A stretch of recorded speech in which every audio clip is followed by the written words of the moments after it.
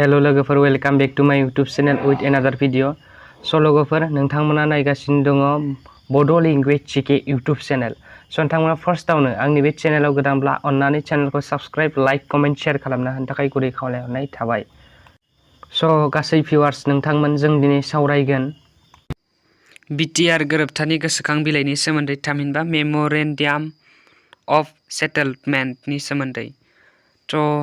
भारत सरकार आरो आसाम सरकारा बर'फोरनि राजखान्थियारि, रांखान्थियारि, समाजारि, हारिमुआरि आरो सिनायथिनि मिजिंखौ गुदि हमनानै गोरोबथायाव फैनो नाजाबोगासिनो थाबोदों। 1993 आरो 2003 इं मायथाइनि 3 खनायारि गोरोबथाफोरनि गेजेरजों आसामाव थानाय बर'फोरनि थाखाय फारियै बड'लेण्ड अट'नमास आरो संबिजिरनि 6थि फारियाव सोसनजानाय बड'लेण्ड टेरिटरियेल काउन्सिलफोरा सोमजिजाबोखांबाय।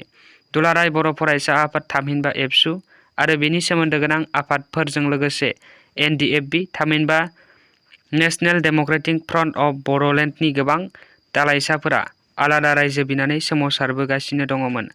आसाम रायजोनि सिमानि खौसेथिखौ आबुङैनो लाखिनानै बर'फोरनि दाबिनायखौ आबुं खालामनो थाखाय मोनसे सरजाबबोनाय आरो जोबथा राहा नागिरनानै बर'फोरनि आफादफोरजों सावरायनाया जाबोबाय थाबोदोंमोन। बेफोरबायदिनो B.T.R एकर्डआ जादोंमोन, थामहिनबा B.T.R गोजोन गोरोबथा जादोंमोन। थेंक्स।